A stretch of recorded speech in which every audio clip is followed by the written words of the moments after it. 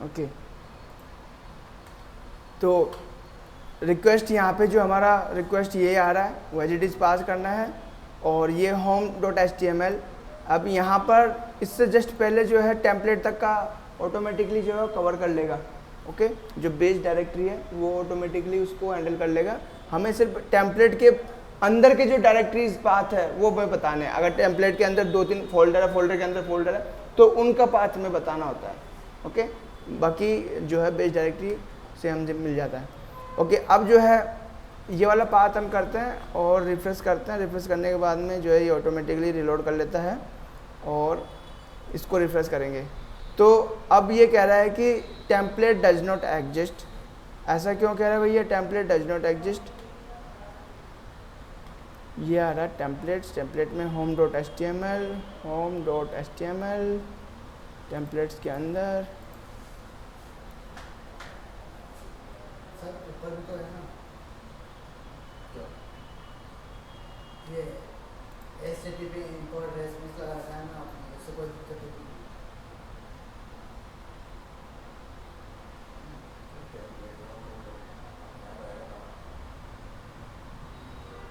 Spelling same है।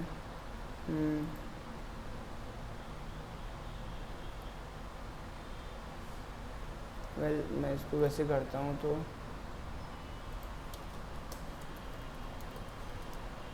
.os template template template template template ठीक है।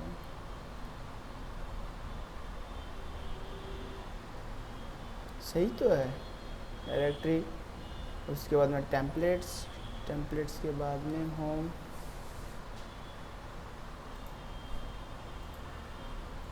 ओह गलत कर दिया हमने, ये बाहर आएगा।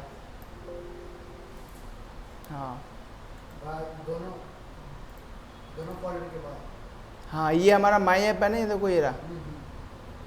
ठीक है, तो वो ये यहाँ पर आएगा प्रोजेक्ट में। ओके, तो अब वो काम करेगा। रिफ्रेश करते हैं, वेलकम टू होम पेज। ठीक है, वो टेम्पलेट गलत जगह बना दिया था हमने। तो welcome to home page. And अब यहाँ पे हम अगर कुछ एक्स्ट्रा कंटेंट पास करना चाहते हैं, लाइक हम नेम पास करना चाहते हैं, ठीक है, तो हम यहाँ पे जो है हेलो ग्रीटिंग लिखेंगे, hello my name is this, ठीक है, हाउ आर यू, इस तरीके से जो है। HTML वाली फाइल चल रही है। हाँ, अब हमने HTML वाली फाइल जो है वो कर दिया है, अपने ऐड कर दी उसमें। ओके, अब यहाँ पर हम डायनेमिक कंटेंट पुट करेंगे, यानी कि डेटा जो है सर्वर से आएगा और हमारा HTML फाइल में जो है पहले वो लोड होगा, फिर हमें HTML फाइल मिलेगी। तो उस प्रोसेस को हम कहते हैं रेंडरिंग।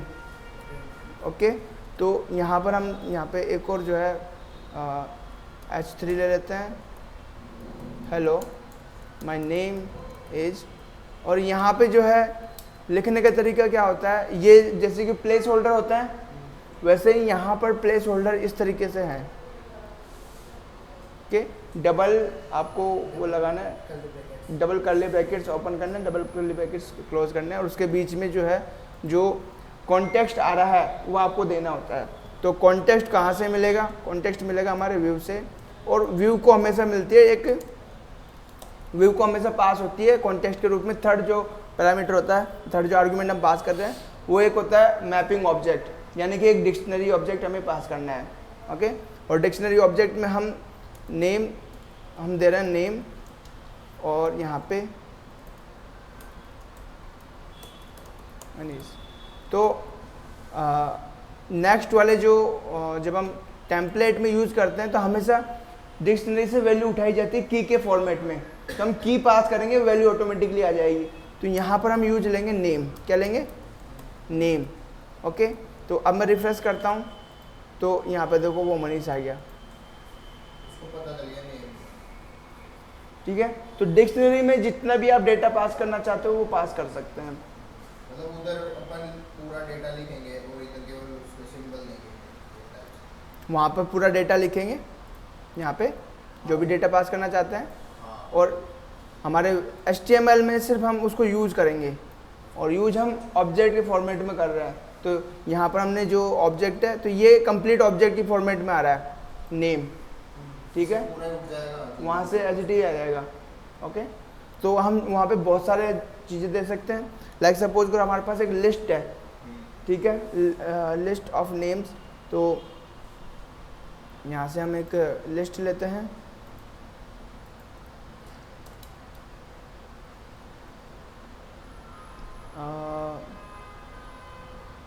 नेम्स, वो पैराग्राफ वगैरह सब कुछ होगा। सब बनेगा ऑटोमेटिकली। अब बनाएंगे धीरे धीरे, आप जैसा बनाना चाहो वैसा आपके ऊपर है। ओके, लाइक यहाँ पे नेम ले लेते हैं कुलदीप,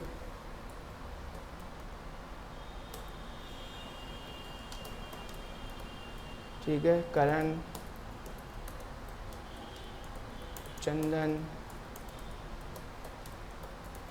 आशीष। आशीष कहाँ रह गया, आया नहीं क्या अभी तक?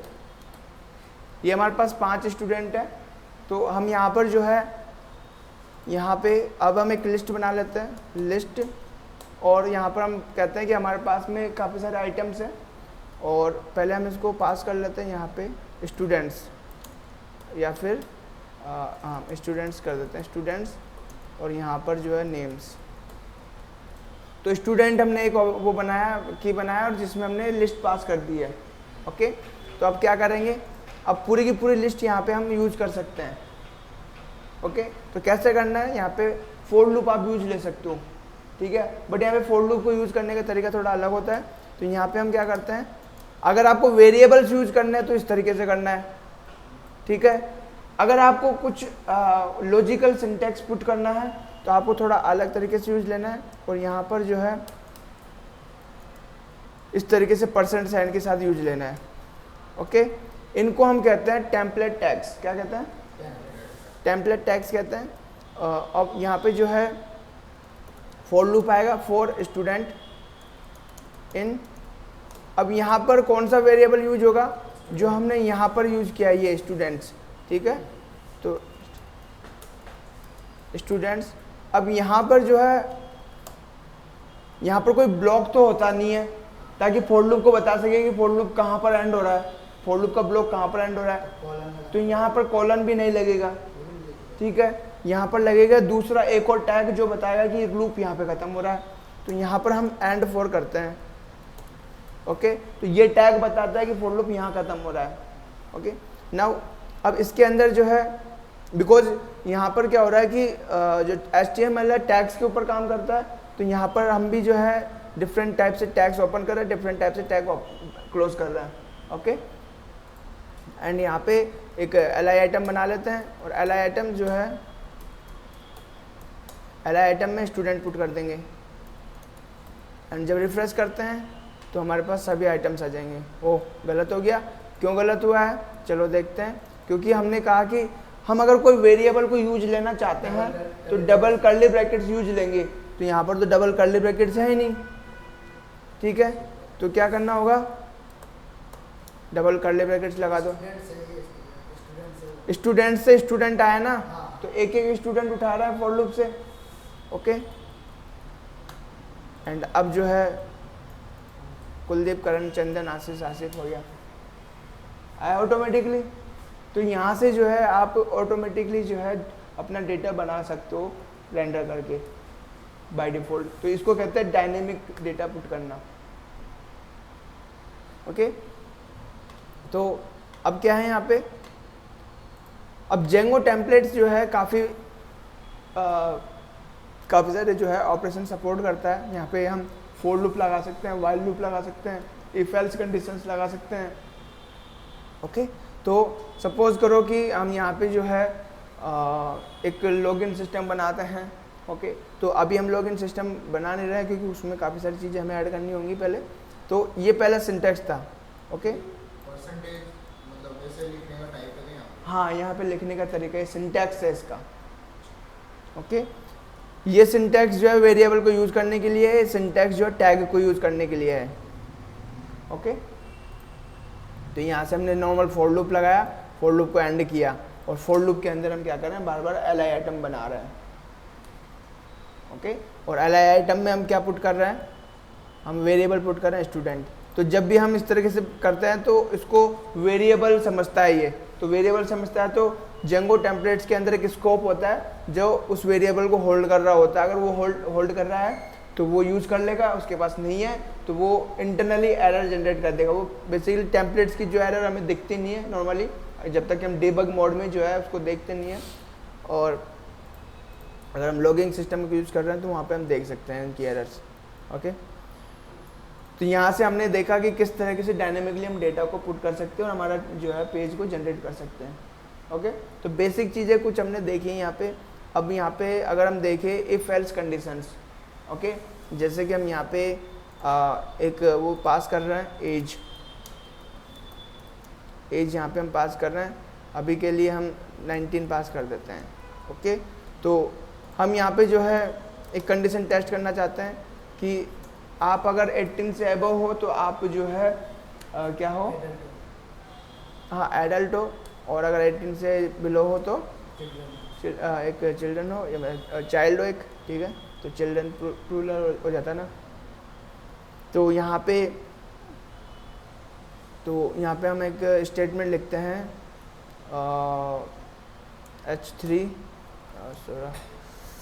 H5 तक कर लेते हैं। H5 are you adult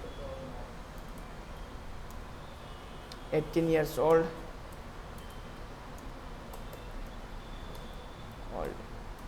okay, तो ये हमने दिया है, और इसके आगे का जो पार्ट है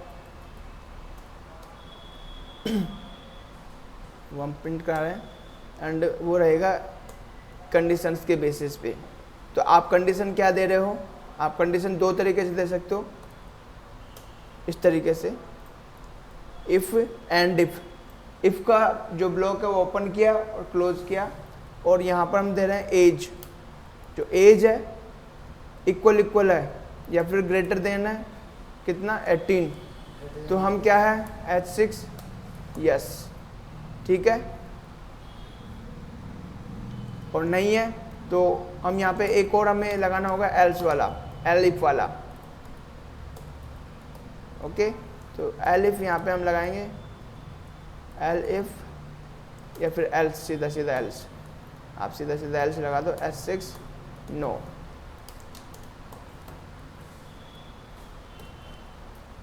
तो फर्स्ट वाले केस में क्या होगा, यस होगा, सेकंड वाले केस में नो होगा। अगर वो 18 से अबव है तो क्या होगा, वो यस प्रिंट होगा, और 18 से बिलो है तो नो प्रिंट होगा। तो अभी क्या है, वो 18 ईयर्स ओल्ड है, हाँ है, क्योंकि हमने 19 दिया है ना उसको। अब अगर हम 17 देते हैं यहाँ पे तो वो नो आ जाएगा, यहाँ पे सेव किया गया, ठीक है, तो वो नो आ गया। ओके, तो यहाँ से क्या हो रहा है, डायनेमिकली जो है हम क्या कर रहे हैं, कंडीशन के बेसिस पे डेटा को जनरेट कर रहे हैं। ओके, तो हो क्या रहा है, यहाँ पे रेंडरिंग हो रही है based on condition, based on condition हमारी रेंडरिंग हो रही है। और वो क्या कह रहा है कि आपके पास में अगर कोई स्टूडेंट जो है उसका एज 18 से अबव है तो हम ये इसको जो है रेंडर करेंगे, अगर नहीं है तो हम उसको रेंडर करेंगे। ये सिंपल सा है। ओके, तो ये हमने फॉर लूप और इफ़ एल्स का जो पार्ट है वो हमने यहाँ पे देखा है। ओके, इसके अलावा यहाँ पे जो है आप सभी जो अदर जो लॉजिक्स है, इक्वल नॉट इक्वल, ये सभी आप कर सकते हो। ओके, एंड मैं एक और चीज़ आपको बताता हूँ यहाँ पे जो आपको फॉलो करना है, ठीक है। वेल एज ए बिगिनर जो है चीज़ें समझ में नहीं आती है तो आप, मैं कहूँगा कि धीरे धीरे उसको करना शुरू कर दो। ओके, नहीं समझ में आता है तो कोई बात नहीं, हम यहाँ पे डेली जो है डिस्कस करेंगे उसके ऊपर। एंड ये है हमारा जेंगो का डॉक्यूमेंटेशन। ओके, एंड यहाँ से हमारा जेंगो का डॉक्यूमेंटेशन शुरू होता है, और जो हम कर रहे हैं वो है जेंगो टेम्पलेट्स टैग्स, ठीक है। तो मैं यहाँ पे टैग्स लिखूँगा और built in tags and filter. तो यहाँ पर इतने सारे built in tags and filter हैं, बहुत सारे हैं। ओके, तो आपको सभी को याद करने की ज़रूरत नहीं है, आपके पास में ये पहले से बना बनाया नोट्स है, आप जब भी कोई चीज़ के बारे में भूल जाते हो या कुछ नया सीखना चाहते हो तो आप यहाँ आओगे और हम उस पर जो है काम करेंगे, ठीक है। तो हमने जो देखा है वो कौन सा था, एक तो फॉर लूप था, एक इफ एल्स स्टेटमेंट है। तो फॉर लूप में हमने क्या किया है वो सेम है जो हमने वो लिया है, एक टेम्पलेट वो लगाया, एक क्या कहते हैं ओपनिंग टैग लगाया है, क्लोजिंग टैग लगाया है। तो ओपनिंग टैग में हमने फॉर लूप स्टेटमेंट ऑन किया है और इसमें जो नॉर्मल हम फॉर लूप बना रहे होते हैं वैसे हम बनाए हैं। तो ये जो ऑब्जेक्ट है ये हमने पास किया है कॉन्टेक्स्ट से, और इस ऑब्जेक्ट के अंदर भी जो है अदर ऑब्जेक्ट हैं और उसके अंदर प्रॉपर्टीज़ है। तो आप एक हायरार्किकल लेवल में ऑब्जेक्ट के अंदर ऑब्जेक्ट है, ऑब्जेक्ट के अंदर ऑब्जेक्ट है, तो उस लेवल पे भी आप एक्सेस कर सकते हो। तो यहाँ पे डॉट ऑपरेटर जो है वो भी एप्लीकेबल होता है, यानी कि अगर हम एक दूसरा ऑब्जेक्ट बना के भेज रहे हैं तो वो भी एप्लीकेबल होगा। तो अगर यहाँ पे हम एक और ऑब्जेक्ट बनाते हैं लाइक यहाँ पे स्टूडेंट, ठीक है, स्टूडेंट बना लेते हैं और यहाँ पे जो है नेम, यहाँ पे नेम हमारे पास आ गया कुलदीप, एज हमारे पास आ गया 21 और ब्लड ग्रुप आ गया, हाइट कर देते हैं, हाइट आ गया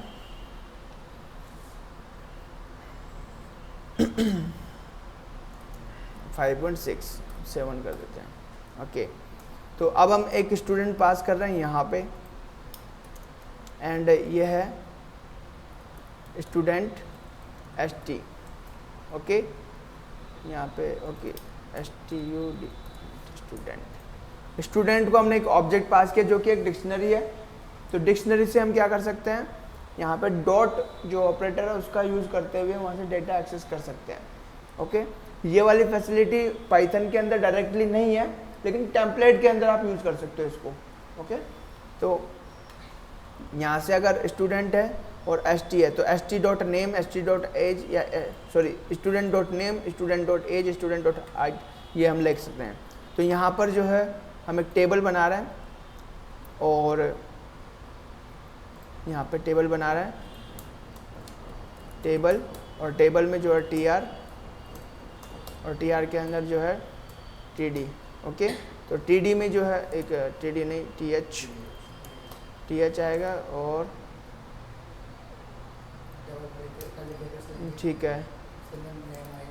तो यहाँ पे सबसे पहले आएगा स्टूडेंट, ठीक है, बिकॉज हमने पास किया है क्या, स्टूडेंट पास किया है यहाँ पे, है ना। तो स्टूडेंट, अब स्टूडेंट के पास में स्टूडेंट क्या एक ST ऑब्जेक्ट है, डिक्शनरी ऑब्जेक्ट है, उसमें नेम है, एज है, हाइट है। तो नेम, एज, हाइट, तो यहाँ पे हम सबसे पहले इनमें तो लिखेंगे headings name, okay, and TD। तो यहाँ पर हम बना रहे हैं student.name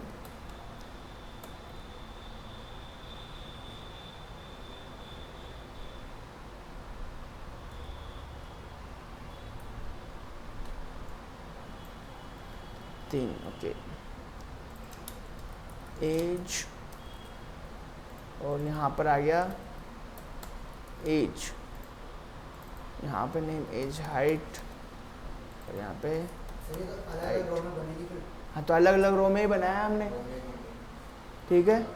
तो यहाँ पे जो है अब नेम, एज, हाइट, कुलदीप 21 5.7, और इसको जो है सभी TH पे हम क्या कर रहे हैं, यहाँ पे हम स्टाइल कर रहे हैं, स्टाइल में हम लगा रहे हैं क्या, स्टाइल में हम लगा रहे हैं टेक्स्ट लाइन लेफ्ट। ओके, तो ये नेम कुलदीप 21 ये सारा आ गया, ठीक है। तो अब आपको जो है मैनुअली टाइप करने की ज़रूरत नहीं है, मैनुअली बनाने की ज़रूरत नहीं है कि हमें बार बार पूरा का पूरा जितने हमारे पास स्टूडेंट है उन सभी का मैनुअली करना हो, तो वो सब करने की ज़रूरत नहीं है। ओके, तो अब आप लोग जो है इतना करो या फिर और करना आगे, बहुत आज के लिए? मेरे को कल वाले में एरर आ रही है। कल वाले में एरर आ रही है, तो पहले आप इतना करो, ठीक है। क्या एरर आ रही है?